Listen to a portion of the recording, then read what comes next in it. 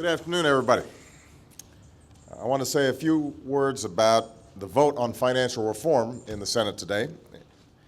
I've said many times that the recession we're emerging from was primarily caused by a lack of responsibility and accountability from Wall Street to Washington. It's part of the reason our economy nearly collapsed. It's what led to countless home foreclosures, the failure of community banks and small businesses, and a cascade of job losses that have left millions of Americans out of work. And that's why I made passage of Wall Street reform one of my top priorities as president, so that a crisis like this does not happen again. Over the last year, the financial industry has repeatedly tried to end this reform with hordes of lobbyists and millions of dollars in ads. And when they couldn't kill it, they tried to water it down with special interest loopholes and carve-outs aimed at undermining real change. Today, I think it's fair to say that these efforts have failed. Today, Democrats and a handful of Republicans in the Senate have voted to break the filibuster and allow a final debate and vote on financial reform. Reform that will protect consumers, protect our economy, and hold Wall Street accountable.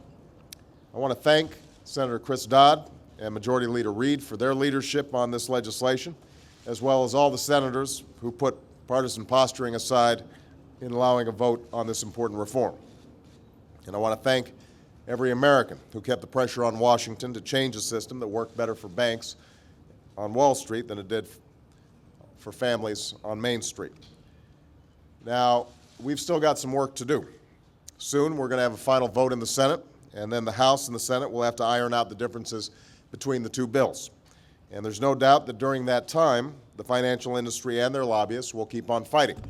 But I will ensure that we arrive at a final product that is both effective and responsible, one that holds Wall Street to high standards of accountability and secures financial stability, while preserving the strength and crucial functions of a financial industry that is central to our prosperity and our ability to innovate and compete in a global economy.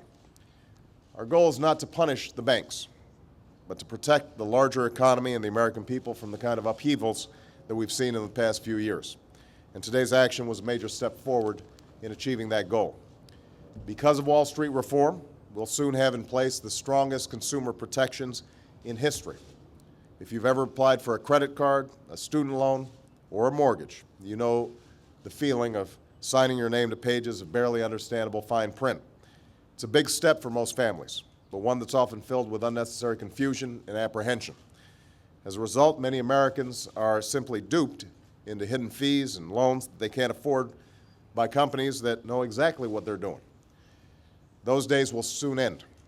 From now on, every consumer will be empowered with the clear and concise information that you need to make financial decisions that are best for you. This bill will crack down on predatory practices and unscrupulous mortgage lenders. It will enforce the new credit card law we passed, banning unfair rate hikes, and ensure that folks aren't unwittingly caught by overdraft fees when they sign up for a checking account.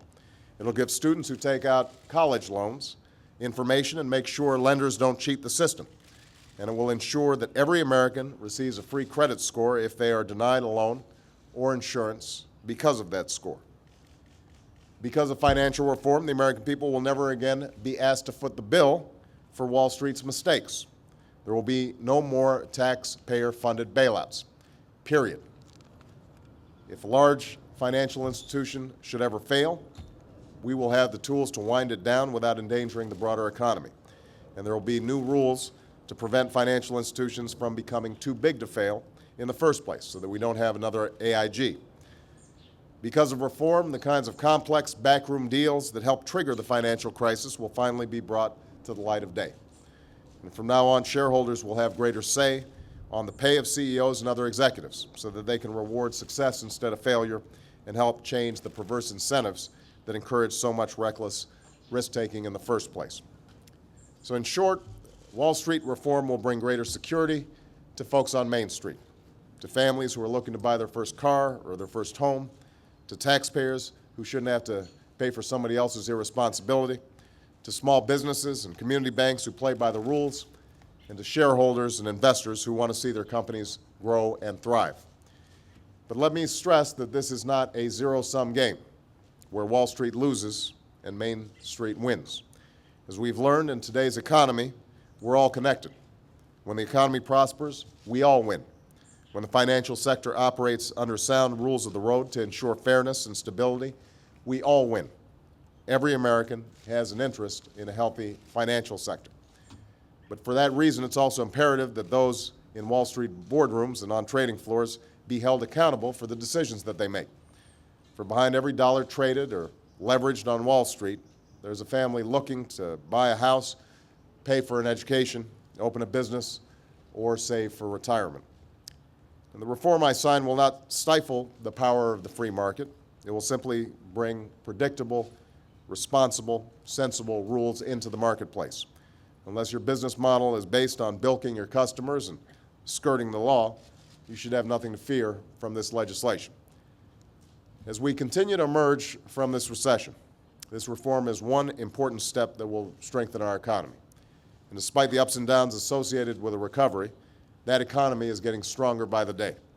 It's an economy that's growing again.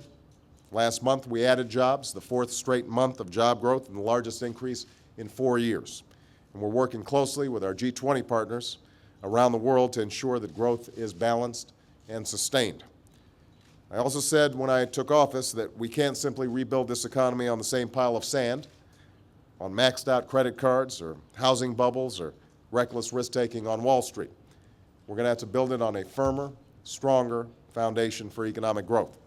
That's why we invested in renewable energies that currently have the potential of creating new jobs all across America. That's why we're reforming our education system so that our workers can compete on the global stage. That's why we passed health care reform that will lower costs for families and businesses. And that's why we're about to pass financial regulatory reform to protect consumers and ensure that we don't have another crisis caused by the irresponsibility of a few. Along with the steps we're taking to spur innovation and encourage hiring and rein in our deficits, that is how we will ultimately build an economy that is stronger and more prosperous than it was before. Thanks very much, everybody.